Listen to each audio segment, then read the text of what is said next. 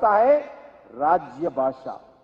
राज्य भाषा के साथ सब कुछ जोड़ने के लिए प्रयास करना है।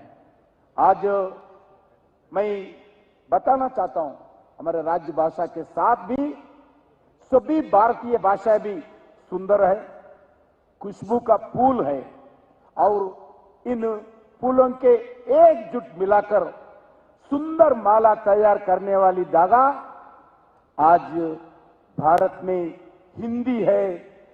इसीलिए सभी फूल है अलग अलग भाषा, उसका एक माला बनाने धागा है वो हिंदी भाषा है। ये हम समझना चाहिए। मित्रों, नेताजी सुभाष चंद्र बोस जी ने कहा ताकि हिंदी का विरोध का कोई भी आंदोलन हो वो राष्ट्र की प्रगति में बाधक है। राज्य भाषा हिंदी भाषा को विवाद का नहीं, हमारी देश का ज्यादा लोगों का संवाद का माध्यम है और हमारे राष्ट्र की आत्मा है। ये लोग समझना चाहिए। मित्रों, संस्कृत हो, हिंदी हो, ओरिया हो, तेलुगु हो, तमिल हो, मराठी हो, बंगाली हो, जैसे अलग अलग मातृभाषा हमारी हजारों सालों से पुरानी और समृद्धि का प्रतीक है। ये भाषा ही देश के पहचान है और देश की सांस्कृतिक धरोहर की प्रतीक है। ये भाषा ही हमारे लोक संस्कृति का वाहक है। इस भाषाओं में हमारी मिट्टी की खुशबू है। ये भाषाएं अपनी क्षेत्रीय पहचान की साथ साथ राष्ट्रीय एकता का भी सशक्ति करती है। मुझे आज कहने में खुशी है कि देश की मातृभाषाओं के विस्तारों के लिए और विकास के लिए सरकार एक निष्ठ भाव से कार्य कर रहा है। तमिल काशी संगम हो, आदरणीय प्रधानमंत्री जी के विजन से नॉर्थ और साउथ जो सबको मिलाने के लिए प्रयास करते हैं, वो काशी तमिल संगम हो, काशी तेलुगु संगम हो और कश्मीर तमिल संगम हो, सौराष्ट्र तमिल संगम हो, ये सब कार्यक्रम भाषा और संस्कृतियों को विस्तार के लिए मोदी सरकार के द्वारा किया गया है। आज देश में 11 भाषाएं ऐसी है जिन्हें सरकार ने शास्त्रीय भाषा का दर्जा प्रदान किया है। ये वो भाषा है जिनका भारत में कम से कम 1500 से 2000 वर्षों का इतिहास है। 2020 में भारत की नई राष्ट्र नीति मातृभाषाओं को विशेष महत्व देने पर सरकार की दिशा में किए गए अलग अलग प्रयास है जो शिक्षा नीति दर्शाती है। आज भारत का नेतृत्व हिंदी और भारतीय भाषाओं की संरक्षण के प्रतिबद्ध है। कुछ लोग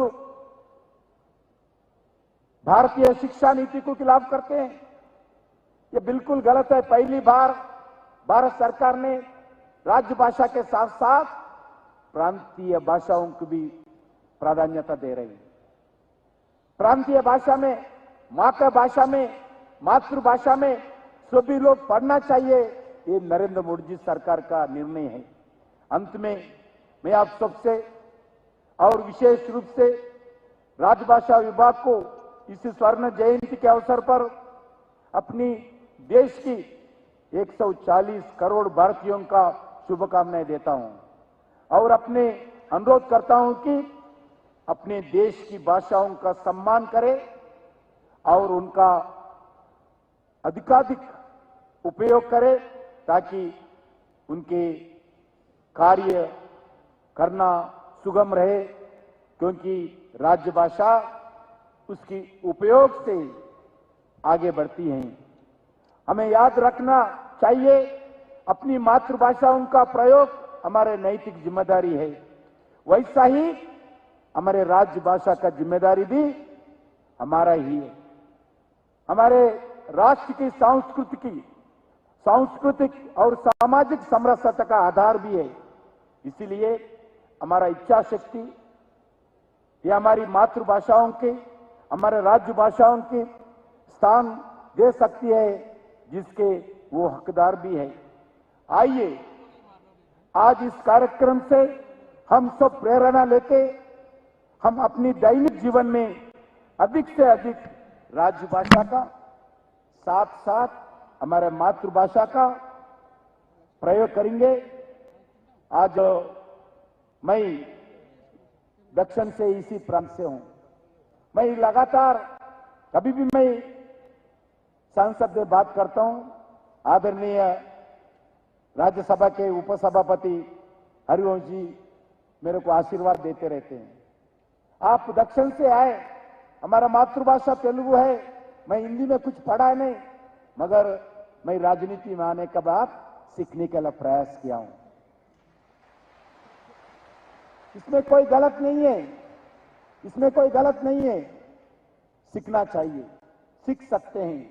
आज मैं तेलुगु भाषा से उत्तर प्रदेश में कम्युनिकेशन नहीं कर सकता हूं, मेरा मातृभाषा से दिल्ली में कम्युनिकेशन नहीं कर सकता हूं, अलग अलग प्रांतों में कम्युनिकेशन नहीं कर सकता हूं, लोगों से बात नहीं कर सकता हूं, मगर इसीलिए मैं कुछ हिंदी सीखने के लिए प्रयास किया हूं, हिंदी में बात करने के लिए प्रयास करता हूं।